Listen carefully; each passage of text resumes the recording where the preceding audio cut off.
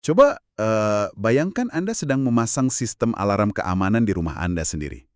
Anda menabung, bayar mahal, dan menyewa teknisi terbaik di kota dengan satu harapan sederhana.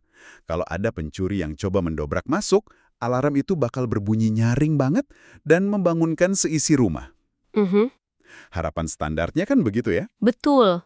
Tapi coba bayangkan kalau teknisi yang merakit alarm itu diam-diam mengubah kode aksesnya dari belakang. Wah, Lebih parah lagi, bayangkan kalau setiap kali ada barang berharga Anda yang hilang, alarm itu bukannya berteriak memperingatkan Anda, tapi malah memutar lagu pengantar tidur yang lembut.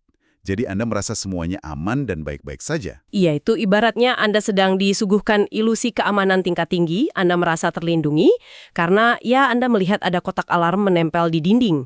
Padahal Anda itu sedang dirampok pelan-pelan setiap hari. Bener banget. Dan yang paling mengerikan adalah sistem yang Anda bayar mahal untuk melindungi Anda, itu justru dikonfigurasi ulang untuk memfasilitasi pencuriannya. Dan Anda mungkin nggak akan pernah sadar karena pencurian itu dibungkus dalam rutinitas yang, apa ya, yang terasa begitu normal. Mm-mm. Nah, hari ini kita akan langsung menukik ke inti permasalahan dalam sesi penelusuran mendalam kita.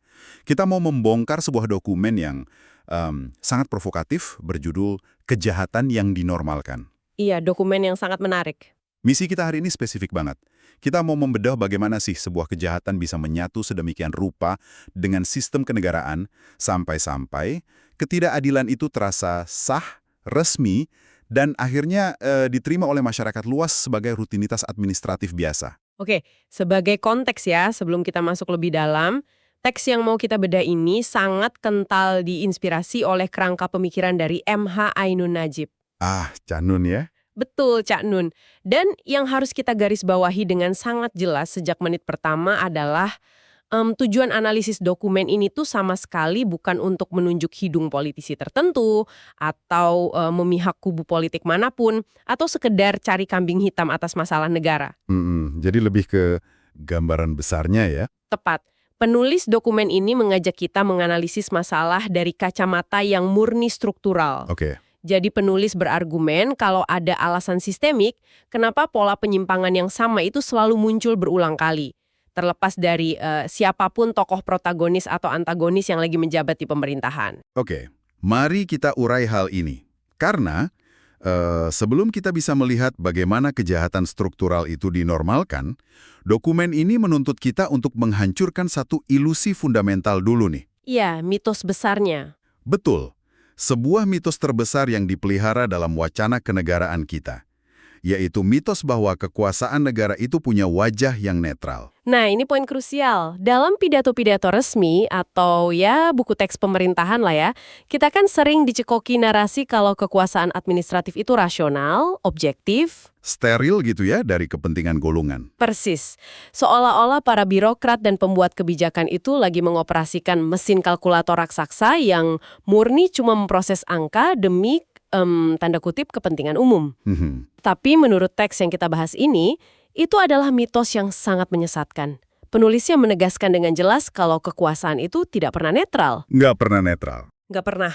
Setiap goresan pena pada sebuah kebijakan, itu pasti secara sadar memilih siapa yang akan diuntungkan dan siapa yang akan dikorbankan. Bentar-bentar, saya harus menantang premis ini sebentar. Boleh, silakan. Gini, kalau dibilang setiap kebijakan pasti menciptakan pihak yang menang dan kalah, bukankah itu sekedar realitas pragmatis aja dari mengurus jutaan orang? Misalnya nih, pemerintah harus membangun jalan tol baru melintasi sebuah desa. Ratusan warga desa mungkin terpaksa kehilangan tanah leluhur mereka. Yang mana itu ya menyedihkan. Tapi di sisi lain, jutaan orang mendapat akses transportasi yang lebih cepat dan murah. Iya, betul. Nah, itu kan bukan kejahatan dong. Itu kompromi pembangunan namanya. Gimana dokumen ini membedakan kompromi yang wajar dengan apa yang mereka labeli sebagai kejahatan politik? Itu pengujian yang sangat valid. Dan disinilah dokumen ini memberikan batasan yang cukup ketat.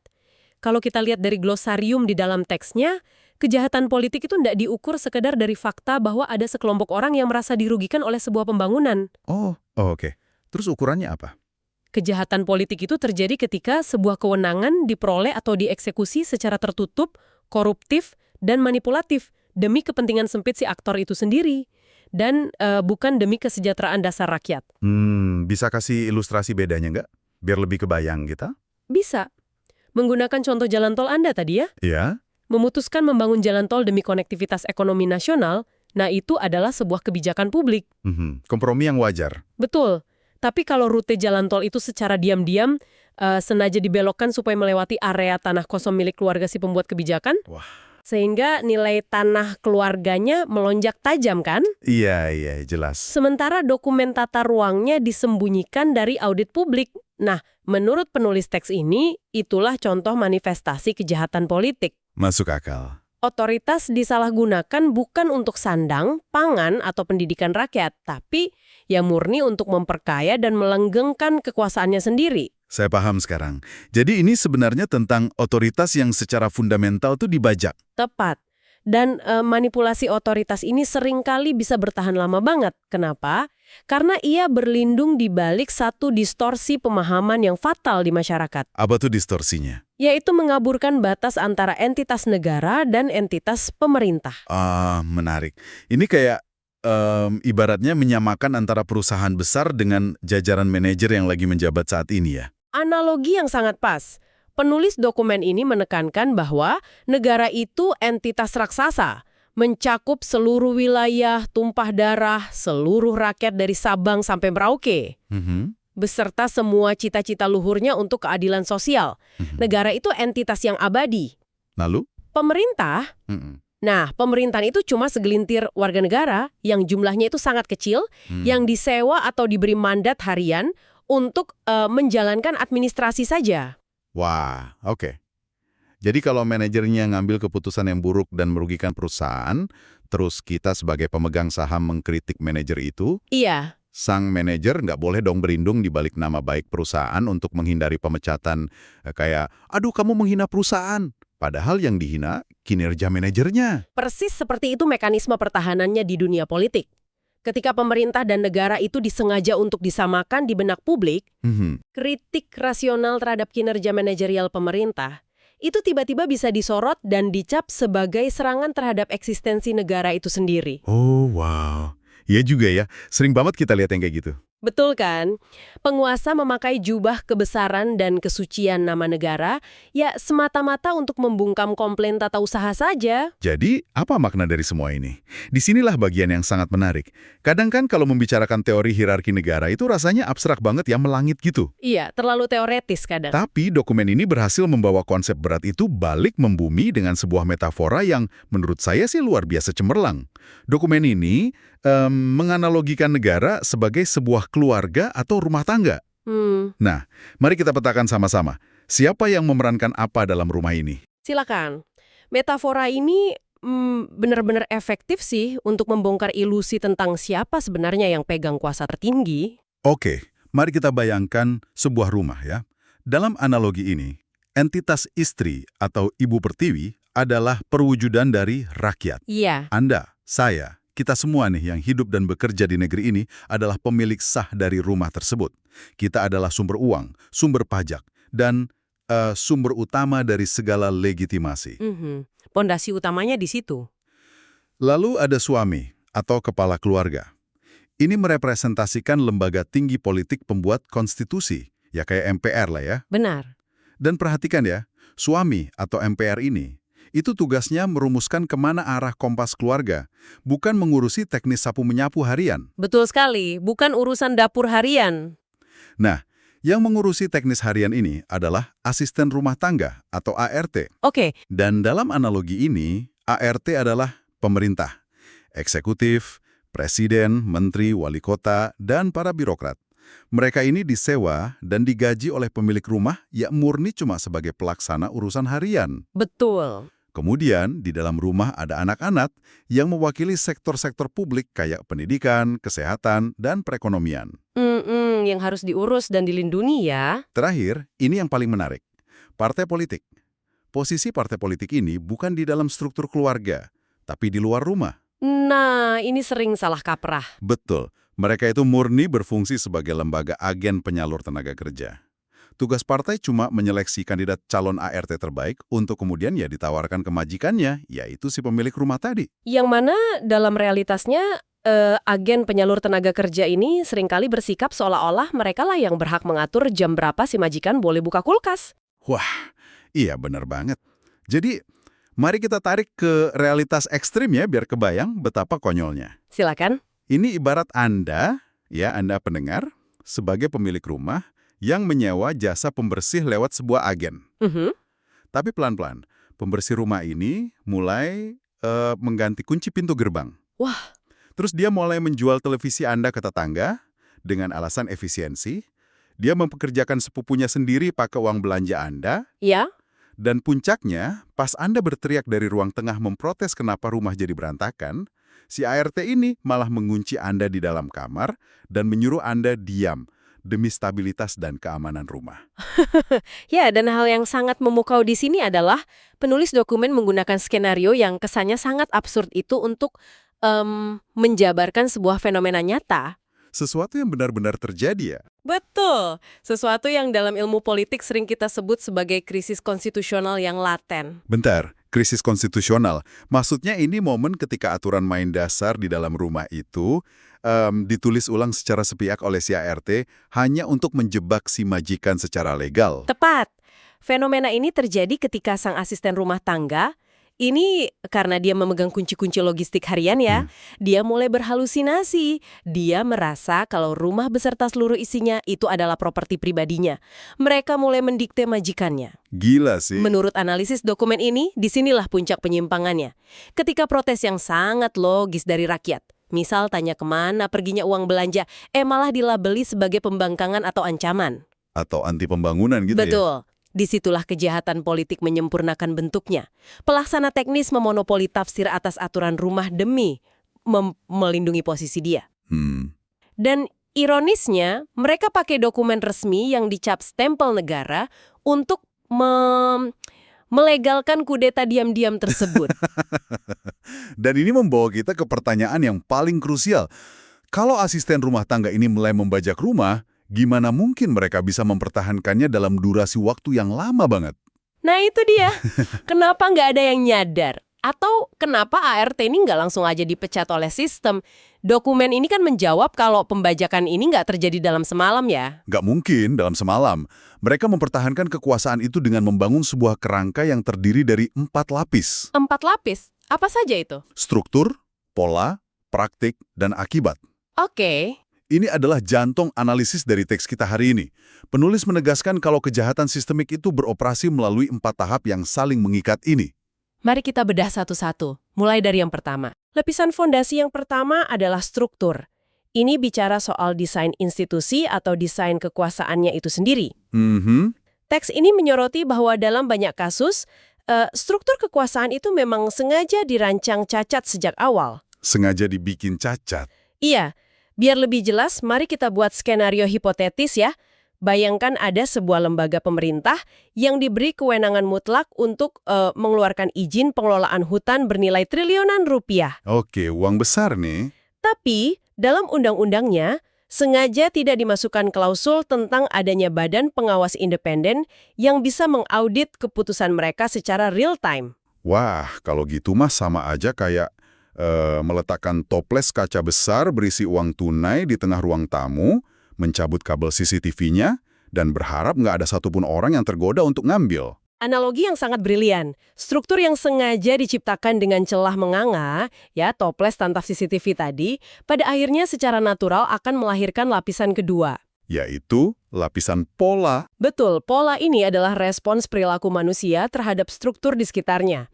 Karena nggak ada pengawasan, ya seorang staf birokrasi mungkin awalnya cuma memperlambat pengurusan dokumen aja. Biar apa tuh? Biar pihak pemohonnya secara sukarela menawarkan, ya tanda kutip uang terima kasih atau uang bensin supaya urusannya cepat selesai. Oh, uang pelicin lah ya. Iya, nah ketika staf lain melihat kalau tindakan itu aman dan nggak ada sanksinya, mereka mulai ikut meniru. Menular dong. Sangat menular. Tindakan sporadisnya berulang setiap hari, lintas divisi, sampai akhirnya membentuk sebuah kebiasaan institusional yang sangat solid. Jadi penyimpangan itu dimaklumi sebagai norma baru, kayak, oh ya emang begini cara kerjanya. Betul.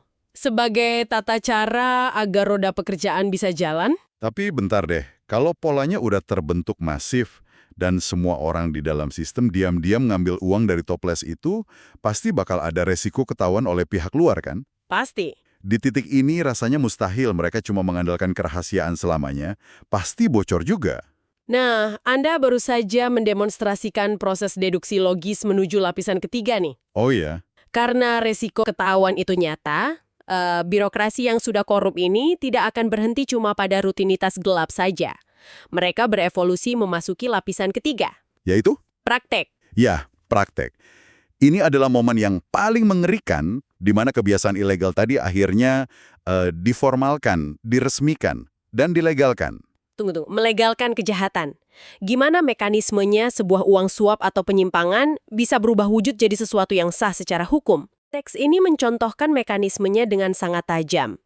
Jadi gini, birokrasi yang memegang otoritas tadi bisa merancang serangkaian peraturan turunan. Entah itu surat keputusan atau syarat administratif yang sengaja dibuat sangat berbelit-belit dan bikin pusing. Oke.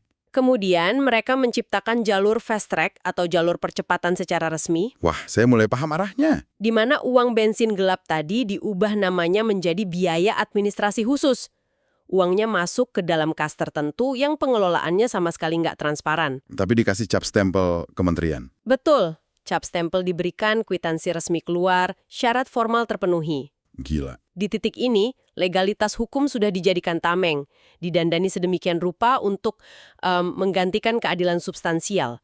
Penulis berargumen, hukum di tahap ini nggak lagi dipakai buat melindungi pihak yang rentan. Tapi direkayasa ya? Ya, direkayasa sebagai instrumen supaya tindakan eksploitatif aparat itu seolah-olah selalu mematuhi SOP. Wah, ini sangat menggugah pikiran sih. Berarti kalau kita runut alurnya ya, dari struktur yang cacat, yang melahirkan pola, dan akhirnya diresmikan sebagai praktik yang legal. Ya. Apakah ini berarti para individu atau birokrat di kementerian itu sebenarnya tidak punya niat jahat sama sekali waktu pertama kali mereka mendaftar jadi PNS? Maksudnya, apakah seseorang yang awalnya idealis itu cuma perlahan-lahan cuma tergulung aja sama mesin ini? Jika kita hubungkan pertanyaan Anda itu dengan narasi besar dokumen ini, Anda baru aja menyentuh esensi dari kritik strukturalnya Cak Nun. Gimana tuh? Beliau mau visualisasikannya lewat metafora yang sangat menggigit. Birokrasi yang rusak itu bekerja persis kayak sebuah kawah vulkanik raksasa yang terus mendidih. Kawah vulkanik? Ya, siapapun manusianya, secerdas apapun otaknya, atau sebersih apapun niat awalnya, ketika ia dilemparkan ke dalam kawah tersebut tanpa perlengkapan etis yang kebal api, perlahan-lahan wujud aslinya bakal meleleh. Bisa Anda gambarkan lebih detail nggak proses melelehnya manusia idealis di dalam kawah birokrasi ini secara konkret? Kayak dinamika psikologisnya itu gimana sih? Tentu. Coba bayangkan seorang lulusan universitas terbaik, penuh idealisme, nilai cum laude, masuk ke lembaga perizinan tadi. Oke. Di bulan pertama, dia dengan tegas menolak uang pelicin dari pengusaha. Apa yang terjadi menurut Anda? Ya, pengusahanya marah. Bukan cuma pengusaha, tapi sistem di dalam kantornya akan bereaksi melawan dia. Oh. Dia mulai dikucilkan sama rekan satu divisinya, dianggap sok suci, dianggap membahayakan rezeki bersama. Wah, tekanan sosial ya. Sangat berat. Berkas-berkas laporannya mungkin sengaja ditahan sama atasannya. Dia ditekan dengan beban kerja yang mustahil diselesaikan kalau nggak motong kompas. Berarti emosionalnya diserang terus-terusan. Dihancurkan dari segala sisi. Pada akhirnya, demi bisa bertahan hidup di kantornya, demi menafkahi keluarganya tanpa harus stres pulang ke rumah setiap hari, Dia nyerah. dia terpaksa tunduk pada pola kawah tersebut. Dia mulai menerima kompromi kecil. Panasnya struktur berhasil memaksa orang baik untuk ikut menjadi curang, murni karena tekanan mesin birokrasi yang mematikan. Wah. Jadi ide sentral bahwa kita bisa memperbaiki negara ini sekedar dengan memecat menteri A lalu menggantinya dengan tokoh idola B itu? Itu sama futilnya, sama sia-sianya dengan membuang sebutir apel segar ke dalam tong berisi cairan asam sulfat pekat. Hancur juga ya apelnya. Mau apelnya dari kebun kualitas paling mahal pun ya dia bakal tetap membusuk dan hancur lebur. Bener.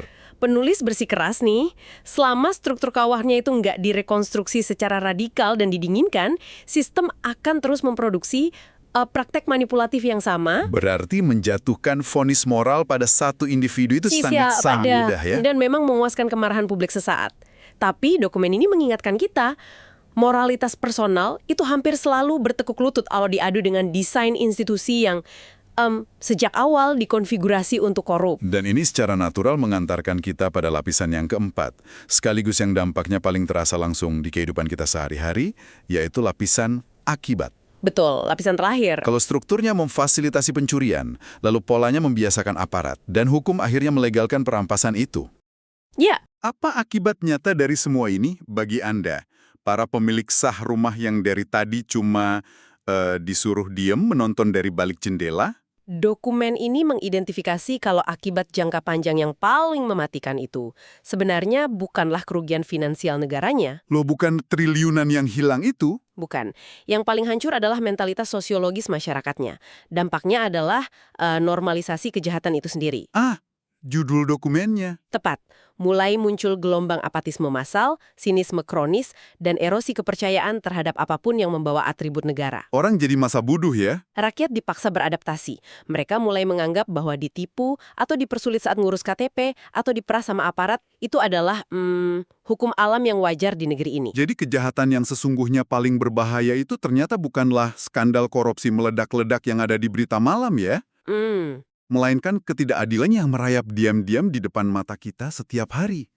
Di mana kita akhirnya belajar untuk mematikan sensitivitas kita. Kita berhenti nuntut keadilan dan nggak berharap banyak lagi karena kita udah terlalu lelah. Itulah normalisasi.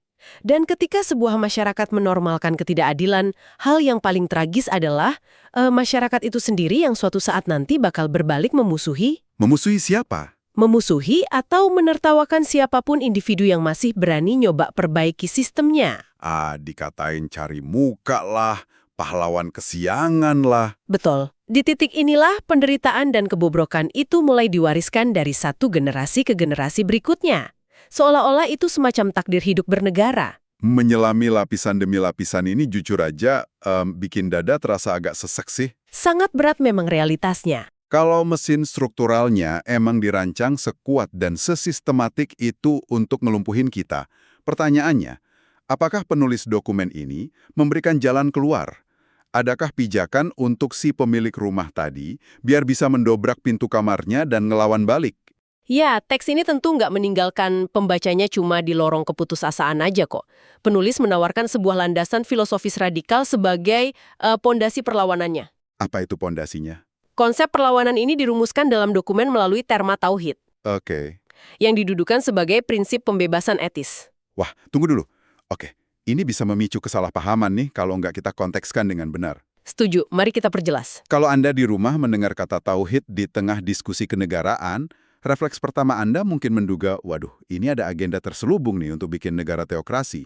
Iya, wajar ada ketakutan ke arah sana. Atau ini upaya pakai dogma agama buat melegitimasi kekuasaan tokoh tertentu. Soalnya sejarah kan membuktikan ya, bahwa terminologi agama ke tata kelola negara itu seringkali berujung pada penindasan kelompok minoritas. Teks ini menavigasi kekhawatiran yang Anda sebutkan itu dengan sangat hati-hati dan jernih. Oke, gimana cara teks ini menjelaskannya? Penulisnya secara eksplisit menolak penyelewengan makna tauhid sebagai alat pembenaran otoritarianisme yang bertopeng agama. Dalam kerangka berpikir dokumen ini, tauhid itu nggak dibedah sebagai hukum fikih yang eksklusif. Terus sebagai apa? Ditarik nilai filosofis dan sosiologisnya. Yang mana penulis menilai ini tuh sebenarnya adalah ruh sejati dari sila pertama Pancasila kita. Oke. Makna esensial dari tauhid di sini bukanlah tentang negara yang menghukum warganya atas nama murka Tuhan. Bukan itu. Terus? Sebaliknya, tauhid diinterpretasikan sebagai penolakan paling mutlak terhadap segala bentuk penghambaan atau subordinasi manusia oleh manusia lainnya. Hah? Jadi alih-alih jadi alat penindas, konsep ini justru diposisikan kayak palu gitu ya? Betul. Palu untuk meruntuhkan arogansi dan kediktatoran. Tepat sekali. Mari kita ikuti alur logikanya ya. Boleh. Jika dalam prinsip tauhid, kedaulatan yang mutlak dan absolut itu hanyalah eksklusif milik Tuhan, Iya. maka implikasi sosiologisnya adalah nggak ada satupun manusia di bumi ini, entah itu presiden bertenaga militer, menteri yang pegang triliunan anggaran, atau institusi sehebat apapun, nggak ada yang punya hak kodrati untuk mengklaim kekuasaan absolut tanpa batas atas manusia lainnya. Oh, wow. Masuk akal banget. Menurut teks ini, sebuah negara yang bertauhid itu justru adalah negara yang sangat menyadari kerentanannya. Negara yang rendah hati. Iya, negara yang secara sadar mengikat dan membatasi kekuasaannya sendiri dengan rantai hukum dan etika. Karena mereka sadar betul posisi mereka cuma sebagai pelayan. Pelayan yang dititipin amanah sementara sama rakyat. Betul. Ini adalah argumen moral yang sangat kuat untuk membongkar keangkuhan penguasa yang mulai berhalusinasi, mulai merasa bahwa diri mereka itu selevel sama Tuhan. Luar biasa. Jadi, apa makna dari semua ini untuk hidup kita? Kenapa sih memahami kerangka analisis 4 lapis dari struktur sampai akibat, ditambah filosofi pembebasan ini, itu penting banget buat mengubah cara Anda berinteraksi dengan negara ini besok pagi. Karena dokumen kejahatan yang dinormalkan ini, pada dasarnya membekali Anda dengan sebuah kacamata Röntgen yang baru. Analogi yang bagus. Mulai hari ini, pas Anda nyeruput kopi pagi sambil baca berita di HP Anda tentang ada kasus korupsi baru, atau kebijakan pajak yang mencekik, atau aturan impor yang nguntungin kartel, Iya. Anda nggak akan lagi cuma buang energi untuk caci maki oknum menterinya di kolom komentar medsos. Tepat, karena Anda mulai melihat arsitektur di baliknya. Anda akan terbiasa untuk mundur satu langkah. Dan secara otomatis bertanya, tunggu dulu, struktur aturan macam apa yang dirumuskan 5 tahun lalu sehingga celah perampokan hari ini bisa terjadi dengan mulus banget? Pertanyaan yang tajam tuh. Siapa sebenarnya yang secara sengaja mencabut CCTV dari toples uang di ruang tamu negara ini? Ya, Anda itu berevolusi dari sekedar penonton yang marah pada tahap praktik di permukaan menjadi seorang analis kritis yang membidik cacat desain di tingkat struktur. Sebagai penutup dari pembedahan ekstensif kita ini ya, pesan paling menghentak dari dokumen ini tuh urgensi untuk menggeser paradigma kita. Berhenti melihat masalah sebagai dosa personal. Betul, berhentilah melihat karut-marut bernegara ini semata-mata sebagai dosa personal individu politisi yang tamak. Selama fokus kita cuma nuntut pergantian aktor yang baca naskah panggungnya. Kita cuma lagi beli tiket buat nonton tragedi yang sama berulang kali ya. Persis, ini tuh persoalan dosa struktural. Dan dokumen ini ngasih kita validasi penting bahwa mengkritik tajam, protes, dan menuntut perombakan radikal atas institusi yang rusak. Itu bukan perbuatan anti negara. Bukan, justru sebaliknya. Membongkar mesin pencetak ketidakadilan adalah satu-satunya bentuk cinta sejati yang bisa menyelamatkan kehormatan negara ini. Itu adalah cara kita untuk memaksa alarm rumah tangga tadi biar kembali berdering keras pas pencurinya nyelinap masuk. Dan cara paling efektif untuk menyadarkan para asisten rumah tangga supaya mereka kembali ingat siapa sebenarnya majikan yang bayar gaji mereka. Luar biasa, kita udah membedah nih bagaimana struktur yang sengaja dirancang cacat pada akhirnya bakal menggerakkan pola perilaku membusuk, bagaimana praktik koruptif disulap jadi seolah-olah sah dan taat hukum, dan bagaimana semua itu ditujukan untuk membius Anda, menekan kita semua sebagai pemilik sah negara ini masuk ke dalam jurang apatisme. Teks yang benar-benar membedah horor birokrasi ya. Sangat brilian, menguliti mitos kekuasaan netral. Tapi sebagai pemikiran terakhir dari kami, bayangkan kalau malam ini jarum suntik apatisme itu berhasil Anda cabut dari lengan Anda. Iya. Kalau Anda mulai sadar penuh bahwa sistem administrasi di sekeliling Anda hari ini memang sedang dirancang secara presisi untuk mereproduksi ketidakadilan yang bikin Anda frustrasi setiap harinya. Pertanyaannya kemudian, Langkah radikal pertama apa yang harus Anda sebagai pemilik sejati rumah republik ini mulai lakukan besok pagi? Sekadar untuk merebut kembali hak prerogatif buat nentuin siapa yang pantas pegang kunci pintu rumah Anda sendiri. sebuah pertanyaan yang harus kita renungkan bersama. Terima kasih ya udah menemani kami menyelami lautan gagasan yang berat, tapi sangat memerdekakan ini. Tetaplah merawat rasa ingin tahu Anda. Dan jangan pernah, sekali-kali, membiarkan diri Anda terbiasa dengan ketidakadilan. Sampai jumpa di penelusuran mendalam kita selanjutnya.